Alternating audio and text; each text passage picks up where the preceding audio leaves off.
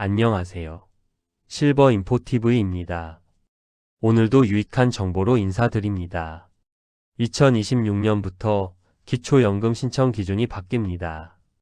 이미 받고 계신 분들 중 일부는 2월 지급분부터 금액이 줄어들거나 아예 중단될 수 있습니다.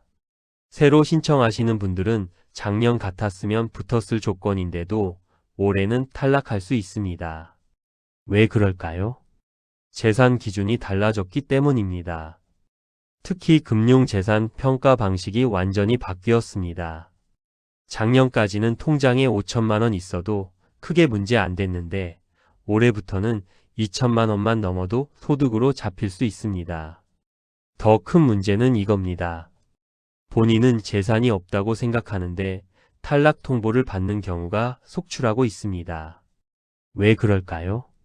몇 년 전에 팔았던 땅 대금을 제대로 증명 못하거나 10년 된 차가 아직 본인 명의로 남아있거나 이런 사소한 기록 하나 때문에 매달 40만 원 가까이 받을 수 있던 돈이 완전히 끊기는 겁니다. 1년이면 480만 원, 5년이면 2,400만 원입니다. 그런데 더 억울한 건 옆집 사람은 나보다 형편이 나아 보이는데 연금을 받고 나는 월세 살면서도 탈락한다는 겁니다. 이게 말이 됩니까? 주민센터 복지 담당 공무원들은 하루에도 몇 번씩 이런 질문을 받습니다. 나는 왜 안 되는 겁니까? 공무원이 미워서 안 주는 게 아닙니다. 정부가 정해놓은 계산 방식이 우리 상식과 완전히 다르기 때문입니다. 이 계산 방식을 모르면 아무리 신청해도 계속 탈락합니다. 반대로 이 구조만 정확히 알면 지금 당장은 안 되더라도 6개월 뒤, 1년 뒤에 다시 받을 수 있는 길이 열립니다. 실제로 작년에 떨어진 분들 중 올해 다시 신청해서 혜택을 받는 경우가 상당히 많습니다. 하지만 아무도 알려주지 않습니다. 본인이 직접 알아내서 다시 신청하지 않으면 행정기관은 절대 먼저 연락하지 않습니다. 오늘 이 영상에서는 2026년 새 기준으로 바뀐 기초연금 계산 구조, 모르면 100% 탈락하는 재산 항목, 그리고 이미 탈락한 분들도 다시 살려낼 수 있는 실전 방법까지 전부 정리해드립니다. 구독과 좋아요 눌러주시고 끝까지 함께 해주세요. 지금부터 투자하는 30분이 여러분의 향후 10년 노후 자금을 지켜줄 수 있습니다. 중간에 끊으시면 가장 중요한 부분을 놓치게 됩니다. 그래서 이건 끝까지 보셔야 합니다. 많은 분들이 가장 억울해하시는 지점이 바로 여기입니다. 나는 한 달에 100만 원도 못 버는데 왜 탈락입니까? 저 사람은 나보다 훨씬 잘 사는 것 같은데 왜 연금을 받습니까? 이 질문 주민센터 복지 담당 공무원들이 하루에도 수십 번 듣는 말입니다. 그런데 이 질문에는 대부분 한 가지 공통된 착각이 숨어 있습니다. 바로 기초연금은 내가 실제로 버는 돈으로 판단하지 않는다는 사실입니다. 2026년 기준으로 기초연금을 받을 수 있는 기준부터 정확히 짚어보겠습니다. 혼자 사시는 단독 가구는 월 247만 원 이하의 소득인 정액이면 대상이 됩니다. 부부가 함께 사시는 부부 가구는 월 395만 2천 원 이하여야 합니다. 여기까지만 들으면 이렇게 생각하시는 분들이 많습니다. 아, 나는 월급이 150만 원밖에 안 되니까 당연히 기준 아래네. 하지만 이 생각 때문에 탈락 통보를 받고도 왜 떨어졌는지조차 이해를 못 하시는 겁니다. 왜냐하면 정부가 말하는 이 숫자는 여러분 통장에 실제로 찍히는 월급이 아니기 때문입니다. 기초연금은 월소득이 아니라 소득인 정액이라는 전혀 다른 숫자로 판단합니다. 쉽게 말하면 이렇습니다. 정부가 당신은 한 달에 이 정도 벌고 있는 걸로 보겠습니다. 하고 새로 만들어낸 가상의 월급입니다. 이 소득인 정액은 두 가지를 더해서 계산합니다. 하나는 실제 소득, 그리고 다른 하나는 재산을 소득으로 바꾼 금액입니다. 공식은 이렇습니다. 소득인 정액은 소득평가액과 재산의 소득 환산액입니다. 단어가 어렵죠? 하나씩 풀어보겠습니다. 먼저 소득평가액입니다. 이건 여러분이 실제로 버는 돈을 정부 방식으로 다시 계산한 금액입니다. 여기서 많은 분들이 깜짝 놀라십니다. 일해서 버는 돈에는 생각보다 엄청난 공제가 들어갑니다. 근로소득이 있으면 정부는 이렇게 계산합니다. 먼저 기본 공제액을 한번 크게 빼줍니다. 최근 기준으로 보면 이 기본 공제액이 약 110만 원대입니다. 여기서 끝이 아닙니다. 그렇게 한번 깎아준 금액에서 다시 30%를 추가로 깎아줍니다. 즉, 일해서 번 돈은 두 번이나 줄여서 계산하는 겁니다. 예를 들어 보겠습니다. 경비 일을 하시면서 월급을 300만 원 받는 분이 계십니다.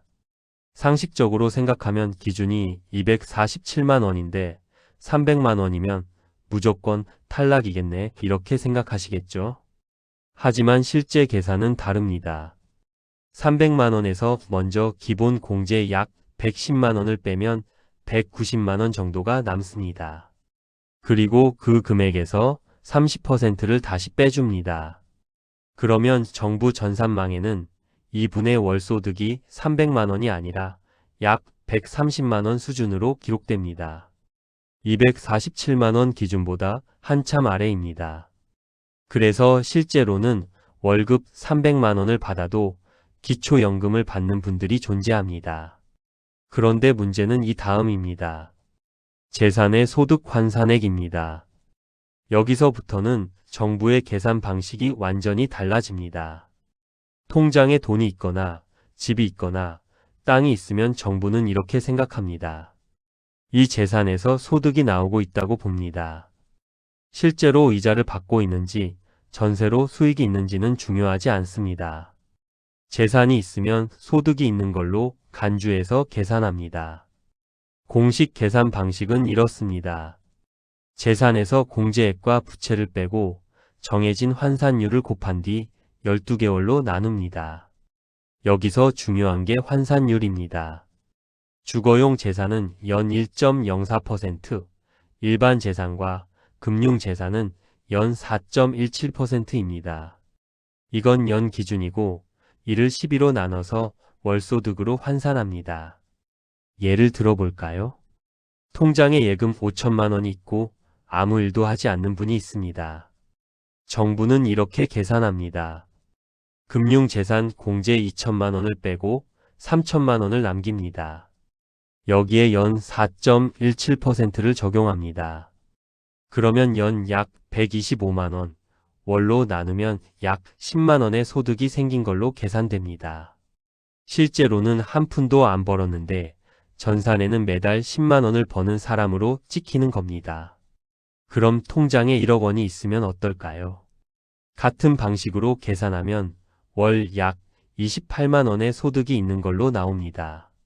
일은 안 해도 소득은 계속 발생하는 걸로 계산됩니다. 이제 이해가 되실 겁니다. 왜 월급 300만 원 버는 사람은 통과하고 일 안 하고 예금 1억 원 가진 사람은 탈락하는지. 일해서 버는 돈은 2번, 3번 깎아주고 통장에 가만히 있는 돈은 가차없이 소득으로 바꿔버리기 때문입니다. 그리고 마지막으로 많이들 오해하시는 부분이 하나 더 있습니다. 기초연금은 개인이 아니라 가구 단위로 계산합니다.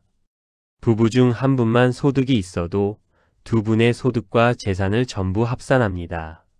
나는 돈 없으니까 내 몸만 주세요. 이 말 제도상 통하지 않습니다. 다만 결과는 부부 모두 받는 경우, 한 분만 받는 경우, 두 분 다 탈락하는 경우 이렇게 나뉠 수 있습니다. 무조건 둘 다 영원은 아닙니다. 정리해 드리겠습니다. 지금도 일해서 월급이 통장에 찍히는 분들은 생각보다 안전합니다. 근로소득 공제 덕분에 실제보다 훨씬 적게 계산되기 때문입니다. 반대로 나이가 들어 일을 못하시고 평생 모은 돈을 통장에 넣어두고 조금씩 쓰시는 분들. 이분들이 기초연금 계산에서는 가장 불리합니다. 정부 눈에는 그 통장 잔고가 매달 쏟아지는 소득처럼 보이기 때문입니다. 이 구조를 모르면 왜 떨어졌는지도 모르고 언제 다시 받을 수 있는지도 모른 채 그냥 포기하게 됩니다. 다음 내용에서는 어떤 재산이 특히 위험한지, 그리고 이미 탈락한 분들도 다시 살릴 수 있는 방법을 구체적으로 말씀드리겠습니다. 앞에서 우리는 정부가 근로소득에는 비교적 관대하지만 재산에는 얼마나 엄격한 잣대가 적용되는지 살펴봤습니다. 그렇다면 이제부터는 훨씬 더 구체적이고 실제로 많은 분들이 걸려 넘어지는 사례들을 하나씩 짚어보겠습니다. 기초연금 심사에서 문제가 되는 행동들 대부분 범죄도 아니고 투기도 아닙니다. 가족이니까, 잠깐이니까, 귀찮아서 미뤘으니까. 이렇게 너무나 일상적인 선택들이 연금 심사에서는 불리하게 작용하는 경우가 많습니다.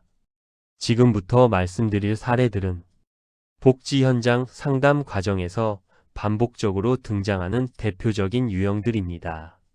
나는 이 중 어디에 해당하는지 하나씩 점검해 보시기 바랍니다. 첫 번째, 가족끼리 돈을 맡아주는 문제입니다. 서울에 사시는 김순애 할머니 이야기입니다. 아들이 전세집을 옮기면서 잠시 날짜가 맞지 않아 전세 보증금 1억 원을 딱 일주일만 엄마 통장에 넣어두자고 부탁했습니다.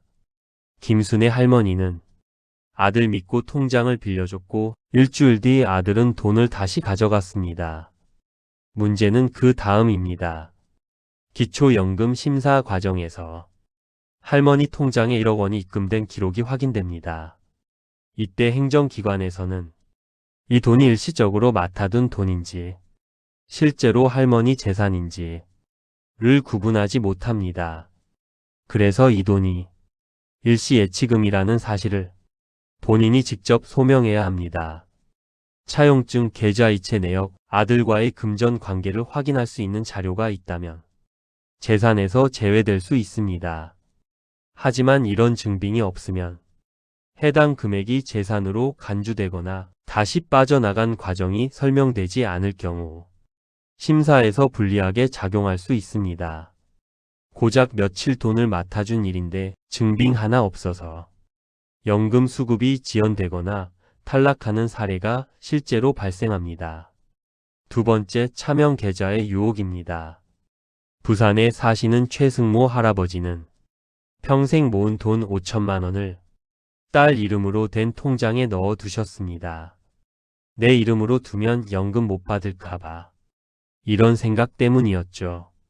하지만 연금 심사에서는 통장 명의보다 누가 실제로 관리하고 사용하는지를 봅니다.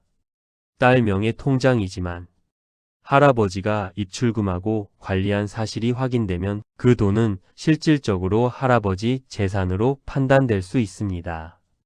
이 경우 연금 심사에서 불리해질 수 있고 상황에 따라서는 세무나 금융 당국의 별도 확인 절차로 이어질 가능성도 있습니다. 재산을 숨기려다 오히려 더 큰 불이익을 받는 경우입니다. 세 번째, 자녀에게 부동산을 시세보다 싸게 넘긴 경우입니다. 대구에 사시는 이미자 여사님은 시세가 약 5억 원인 아파트를 아들에게 3억 원에 매도했습니다. 싸게 팔았으니 내 재산이 줄어서 연금 받기 좋아지겠지라고 생각하셨지만 결과는 달랐습니다. 연금 심사에서는 시세와 거래 금액의 차이가 클 경우 그 차액을 증여로 간주할 수 있습니다. 이렇게 증여로 간주된 금액은 일정 기간 재산으로 반영될 수 있고 사용처가 명확히 소명되지 않으면 심사에서 불리하게 작용합니다. 집은 이미 팔았지만 행정상 계산에서는 재산이 남아있는 것처럼 판단되는 기간이 생길 수 있는 겁니다.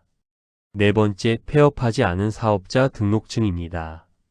대전에서 치킨집을 하다 3년 전에 가게를 접은 박성준 씨. 장사는 안 하지만 폐업 신고는 하지 않은 채 사업자 등록을 그대로 두었습니다. 하지만 연금 심사에서는 사업자 등록이 살아있으면 현재 사업을 하는 것으로 추정될 수 있습니다. 이 경우 업종, 과거 자료, 국세청 정보 등을 토대로 추정 소득이 산정될 수 있습니다. 실제로 수입이 없어도 서류상 소득이 있는 것으로 계산되어 연금 심사에서 불리해질 수 있습니다. 다섯 번째, 고가 차량입니다. 강원도에 사시는 정만수 할아버지는 4,500만 원짜리 중고 차량을 구매하셨습니다. 집도 전세고 다른 재산도 없으니 연금에는 문제 없을 거라 생각하셨죠. 하지만 고가 차량은 연금 심사에서 재산으로 상당 부분 반영됩니다.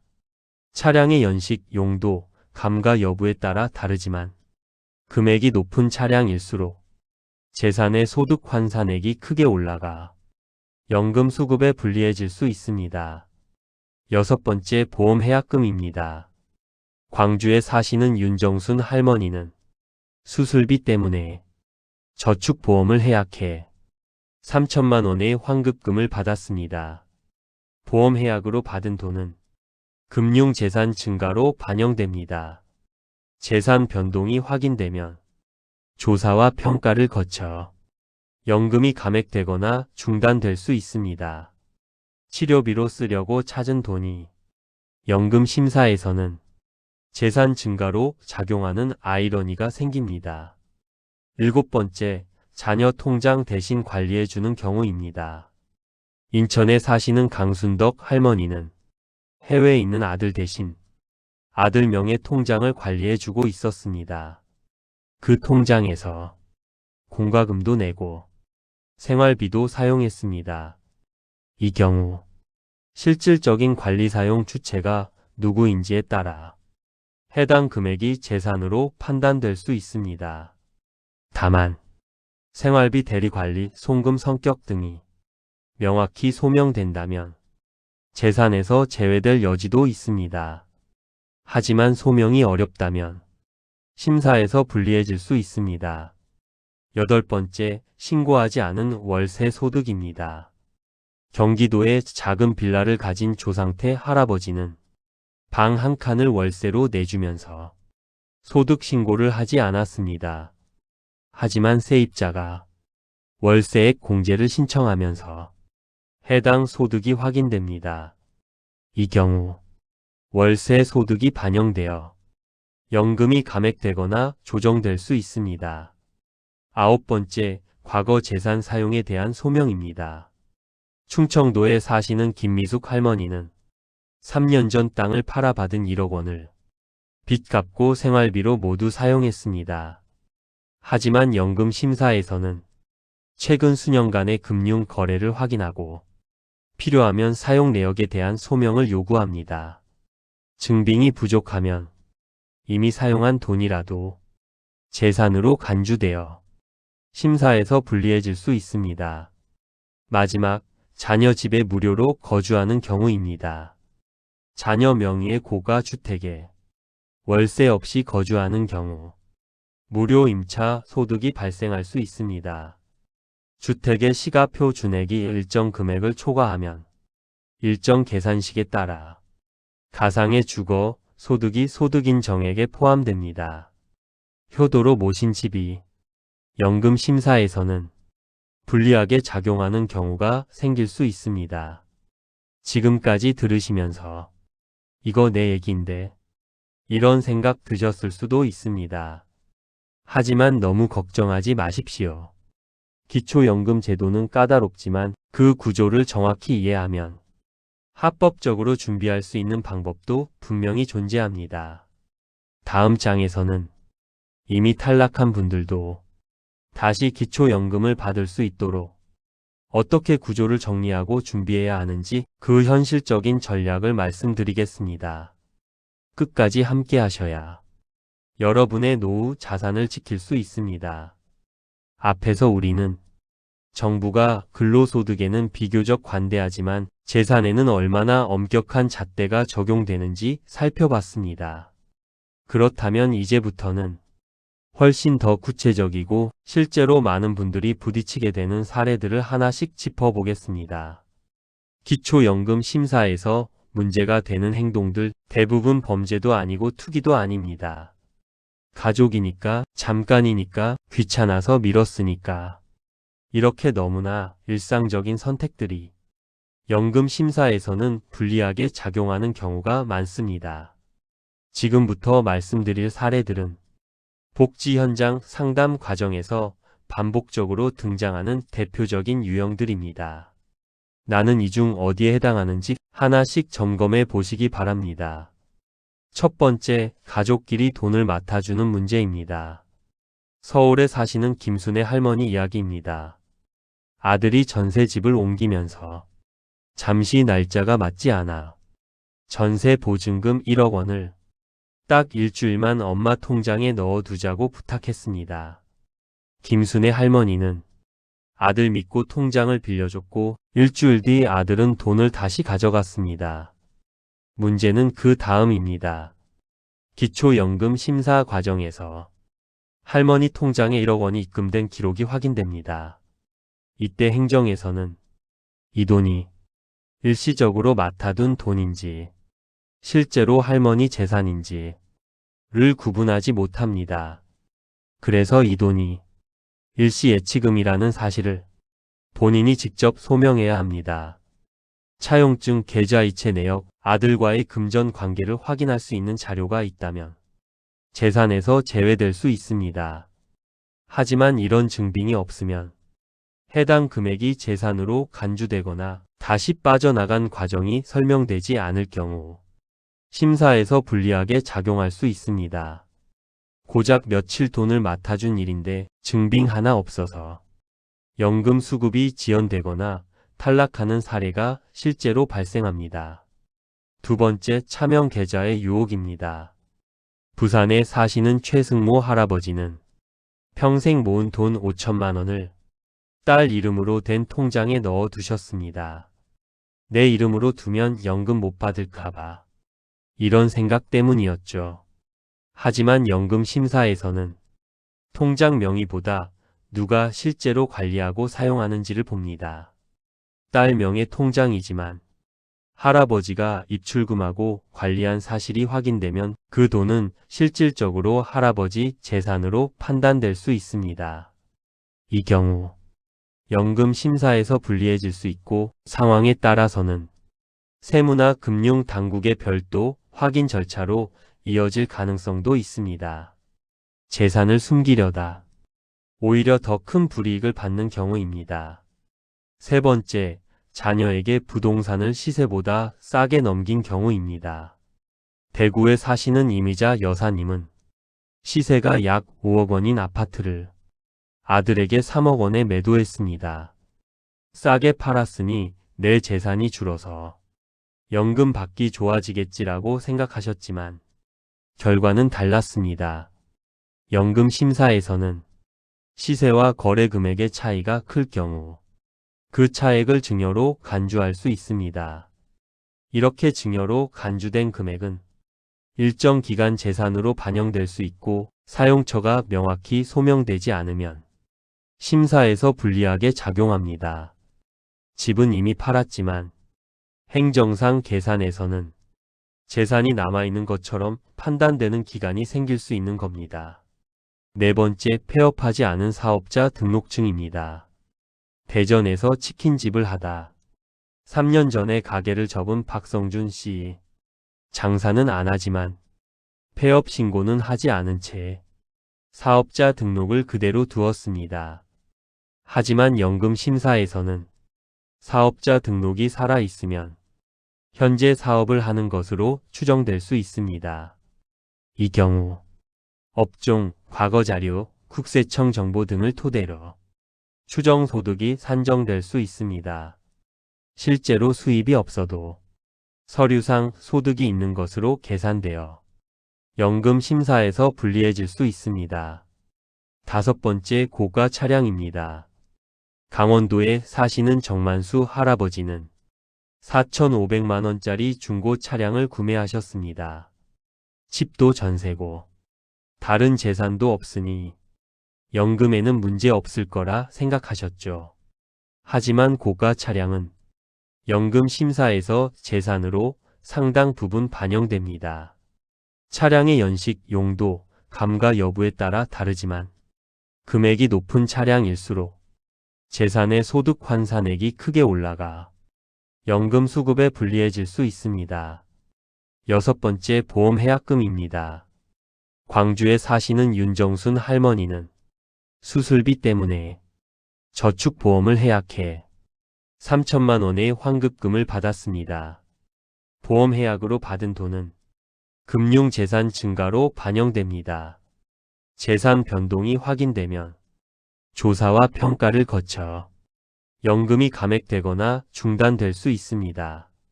치료비로 쓰려고 찾은 돈이 연금 심사에서는 재산 증가로 작용하는 아이러니가 생깁니다. 일곱 번째, 자녀 통장 대신 관리해주는 경우입니다. 인천에 사시는 강순덕 할머니는 해외에 있는 아들 대신 아들 명의 통장을 관리해주고 있었습니다. 그 통장에서 공과금도 내고 생활비도 사용했습니다. 이 경우 실질적인 관리 사용 주체가 누구인지에 따라 해당 금액이 재산으로 판단될 수 있습니다. 다만 생활비 대리관리, 송금 성격 등이 명확히 소명된다면 재산에서 제외될 여지도 있습니다. 하지만 소명이 어렵다면 심사에서 불리해질 수 있습니다. 여덟 번째, 신고하지 않은 월세 소득입니다. 경기도에 작은 빌라를 가진 조상태 할아버지는 방 한 칸을 월세로 내주면서 소득 신고를 하지 않았습니다. 하지만 세입자가 월세액 공제를 신청하면서 해당 소득이 확인됩니다. 이 경우 월세 소득이 반영되어 연금이 감액되거나 조정될 수 있습니다. 아홉 번째, 과거 재산 사용에 대한 소명입니다. 충청도에 사시는 김미숙 할머니는 3년 전 땅을 팔아받은 1억 원을 빚 갚고 생활비로 모두 사용했습니다.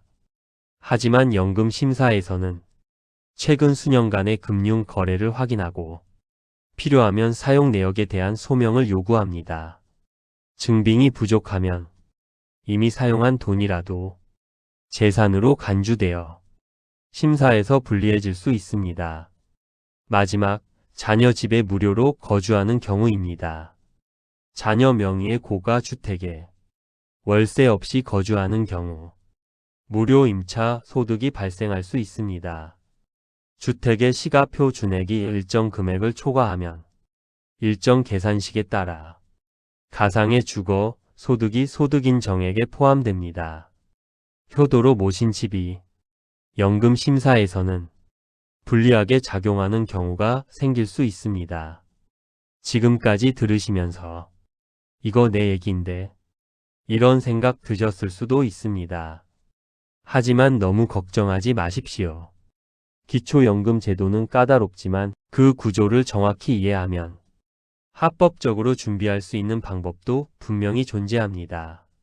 다음 장에서는 이미 탈락한 분들도 다시 기초연금을 받을 수 있도록 어떻게 구조를 정리하고 준비해야 하는지 그 현실적인 전략을 말씀드리겠습니다. 본론 3장. 탈락을 막는 준비 전략, 공식 기준 반영 수정본. 앞서 말씀드린 사례들을 듣고 나니 아이고, 나는 이미 늦은 거 아니야? 가슴이 철렁 내려앉으신 분들 계실 겁니다. 하지만 너무 걱정하지 마세요. 꼬인 실타래도 푸는 방법은 있습니다. 지금부터 말씀드릴 준비 전략만 잘 챙기시면 막혀 보이던 기초연금 길도 다시 열릴 수 있습니다. 첫 번째, 나 혼자 가진 재산이 없더라도 소용없다는 걸 꼭 기억하세요. 상담하다 보면 이런 경우가 참 많습니다. 김복순 할머니는 평생 집안일만 하셔서 본인 명의로 된 재산이 거의 없습니다.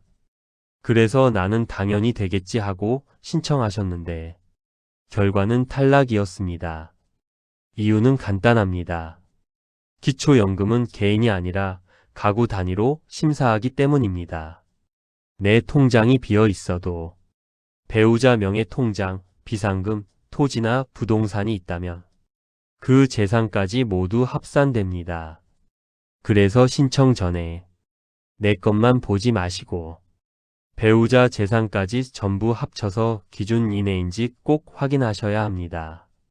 두 번째, 최근 몇 년간의 과거는 소명 대상이라는 걸 염두에 두세요.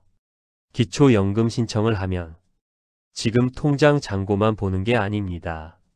심사 과정에서 최근 수년간의 금융 거래 내역을 확인하고 필요하면 추가 소명을 요구합니다.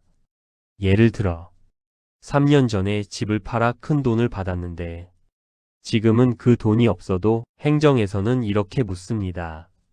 그 돈은 어디에 사용하셨습니까? 이때 생활비로 썼어요 라는 말만으로는 부족합니다. 병원비 영수증, 채무 변제 확인서, 계좌이체 내역처럼 객관적인 증빙 자료가 있어야 소명이 됩니다. 그래서 큰 돈이 오가는 지출은 몇 년 전 일이라도 관련 자료를 최대한 보관해 두는 게 연금을 지키는 중요한 준비입니다. 세 번째, 고가 차량은 신중하게 판단하세요. 차량도 기초연금 심사에서는 재산입니다. 차량 가액이 높은 경우 재산으로 반영되는 비중이 커져 심사에서 불리해질 수 있습니다. 차량의 연식, 감가 여부, 용도에 따라 다르지만 고가 차량일수록 소득 환산액이 커지는 구조입니다. 그래서 연금 수급이 중요하다면 비싼 차량을 유지할지 처분하거나 저렴한 차량으로 바꿀지 한 번쯤은 계산해 보셔야 합니다. 네 번째, 장사를 안 하시면 폐업 신고부터 하세요. 예전에 장사하다가 지금은 사실상 쉬고 계신 분들 중에 사업자 등록을 그대로 두신 경우가 많습니다. 하지만 연금 심사에서는 사업자 등록이 살아 있으면 현재 사업을 하는 것으로 추정될 수 있습니다. 이 경우 업종과거 자료 등을 토대로 추정소득이 산정되어 실제 수입이 없어도 소득이 있는 것처럼 계산될 수 있습니다. 장사를 그만두셨다면 세무서를 통해 폐업 신고를 완료하는 것만으로도 심사에 큰 차이가 납니다. 다섯 번째, 자녀 통장은 자녀에게 돌려주세요. 자녀 명의 통장을 만들어 놓고 부모가 도장을 가지고 생활비나 병원비를 쓰는 경우 정말 흔합니다. 하지만 심사에서는 누가 실제로 관리하고 사용하는지를 봅니다. 부모가 자유롭게 입출금하고 사용했다면 그 돈이 부모 재산으로 판단될 수 있습니다. 자녀 돈이면 자녀가 관리하게 두시고 부모 돈이면 당당하게 부모 명의로 관리하시는 게 오히려 안전합니다. 여섯 번째, 증빙 서류는 미리 챙겨 두세요. 가족끼리 돈을 빌려주고 받았을 때, 전세 보증금을 잠시 맡아줬을 때, 보험 해약금으로 빚을 갚았을 때, 이런 경우 차용증, 계좌이체 내역, 계약서, 사본 같은 증빙 자료가 있느냐 없느냐에 따라 심사 결과가 크게 달라집니다. 가족끼리 무슨 서류야 라고 넘겼던 종이 한 장이 나중에는 매달 수십만 원의 연금을 지켜주는 방패가 됩니다. 일곱 번째, 전세 보증금이 너무 크다면 주거 형태를 다시 계산해 보세요. 전세금도 기초연금 심사에서는 금융재산으로 반영됩니다. 전세금이 클수록 재산으로 잡히는 금액도 커지고 그만큼 소득 환산액도 늘어납니다. 그래서 경우에 따라서는 보증금을 줄이고 반전세나 월세로 전환하는 것이 연금 수급에는 더 유리할 수도 있습니다. 월세가 부담되더라도 연금 수급 가능 여부와 재산 감소 효과를 함께 따져보는 게 필요합니다. 여덟 번째, 내 판단으로 포기하지 말고 일단 신청하세요. 이게 정말 중요합니다. 많은 분들이 우린 안 될 것 같아 하고 아예 신청조차 안 하십니다. 하지만 선정 기준액은 매년 변동되고 작년에 탈락했던 분이 올해는 다시 대상이 되는 경우도 적지 않습니다. 그리고 실제 정부에서는 올해는 되십니다 하고 먼저 연락해 주지 않습니다. 신청하지 않으면 아무 일도 일어나지 않습니다. 동네 주민센터나 국민연금공단 지사를 통해 직접 신청해 보세요. 주소지와 상관없이 접수는 가능합니다. 안 되더라도 왜 안 되는지 정확한 사유를 알 수 있고 그 사유를 기준으로 6개월 후, 1년 후 다시 준비할 수 있습니다. 여기까지 들으시면서 나는 아무리 봐도 재산이 있어서 안 될 것 같다. 이렇게 느끼신 분도 계실 겁니다. 하지만 아직 포기하실 필요는 없습니다. 기초연금을 받지 못하는 분들을 위해 다른 형태의 지원 제도와 감면 혜택도 존재합니다. 다음 내용에서는 기초연금을 놓쳤더라도 반드시 함께 챙겨야 할 노후 지원 제도와 숨은 혜택들을 정리해 드리겠습니다. 기초연금에서 떨어졌다고 여기서 끝이라고 생각하셨다면 그건 아닙니다. 아래 내용은 기초연금 못 받으면 인생 끝이라고 느끼신 분들을 위해 준비했습니다.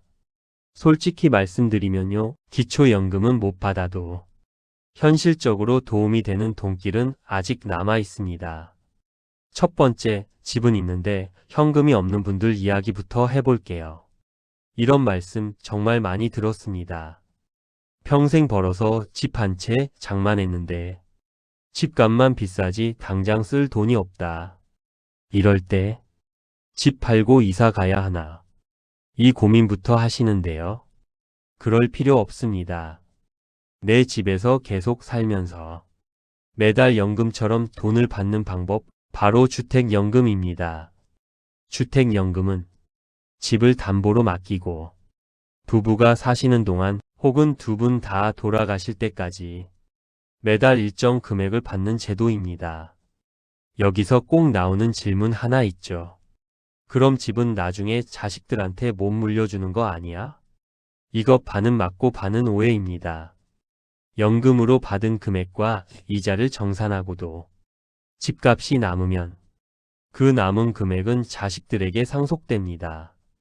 반대로 집값보다 더 많이 받아서 쓰셨다 해도 자식들에게 빚을 물리지는 않습니다. 이게 주택연금의 가장 큰 장점입니다. 요즘은 집값 기준도 예전보다 넉넉해져서 공시가격 12억 원 이하 주택이면 가입을 검토할 수 있습니다.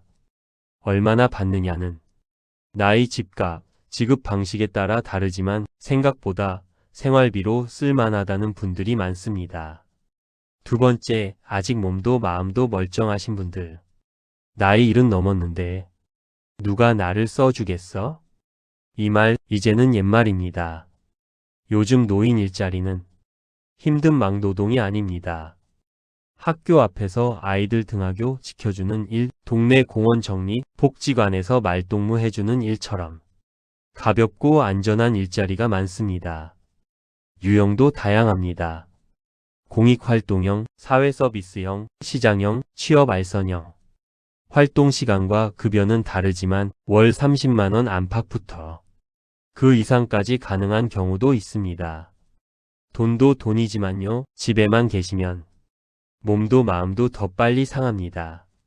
밖에 나가 사람 만나고 할 일 생기고 거기에 용돈까지 나오면 이건 진짜 일석삼조입니다. 세 번째, 기초연금은 못 받아도 건강보험료는 줄일 수 있습니다. 이건 정말 많은 분들이 모르세요. 만 65세 이상이시고 소득과 재산이 일정 기준 이하면 건강보험료 경감을 받을 수 있습니다. 기초연금 수급자는 자동으로 일부 경감이 되고요. 기초연금을 못 받더라도 조건에 따라 보험료를 줄일 수 있는 경우가 있습니다. 지역가입자로 매달 10만 원, 15만 원씩 내고 계신 분들, 이거 한 번만 줄여도 체감이 큽니다. 이건 국민건강보험공단에 직접 문의해서 확인하셔야 합니다. 네 번째, 지자체별 노인복지 혜택. 이건 사람마다 완전히 다릅니다. 왜냐하면 국가 제도가 아니라 각 지자체 예산으로 운영되기 때문입니다. 교통비 지원, 버스 지하철 할인, 문화활동비, 경로당 지원금, 효도수당, 장수수당. 이걸 다 합치면 한 달에 수십만 원 가치가 되는 경우도 있습니다. 중요한 건 이겁니다. 기초연금 못 받아도 받을 수 있는 혜택이 꽤 많다는 겁니다. 내가 사는 시군구청 홈페이지에 들어가서 노인복지 이 네 글자만 검색해 보세요. 생각보다 많습니다. 5번째, 갑자기 큰 돈이 필요할 때 병원비, 화재, 갑작스러운 사고, 가족의 소득 중단. 이럴 때 쓰는 제도가 긴급복지지원제도입니다. 이 제도의 특징은 딱 하나입니다. 먼저 지원, 나중에 조사. 기초연금이든 기초생활수급자든 아니든 위기 상황이면 상담부터 가능합니다. 생계비, 의료비, 축거비 등 상황에 맞게 긴급 지원을 받을 수 있습니다. 급할 때 쓸 수 있는 카드라는 것만 기억해 두세요. 자, 여기까지 들으시고 이런 생각 드신 분 계실 겁니다. 아, 기초연금 못 받아도 아예 길이 막힌 건 아니구나. 맞습니다.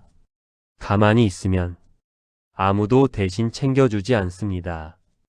기초연금은 당연히 받아야 되는 권리입니다. 여러분이 이 나라를 여기까지 만든 땀값입니다. 신청했다가 떨어지는 건 창피한 일이 아닙니다. 진짜 손해는 받을 수 있는데도 몰라서 귀찮아서 신청조차 안 하는 것입니다. 지금 달력을 보세요. 그리고 계획한 날짜에 동그라미를 치세요. 주민센터든 국민연금공단 지사든 은행이든 일단 문을 두드리세요. 저도 받을 수 있는 게 있나요? 이 한마디가 여러분 노후를 훨씬 든든하게 만들어줄 수 있습니다. 오늘 내용이 도움이 되셨다면 구독과 좋아요를 눌러주세요. 궁금한 점이나 나누고 싶은 이야기는 댓글로 남겨주시면 다음 영상에서 꼭 다뤄드리겠습니다. 여러분의 든든한 노후 파트너 실버인포TV였습니다. 오늘도 좋은 하루 보내세요.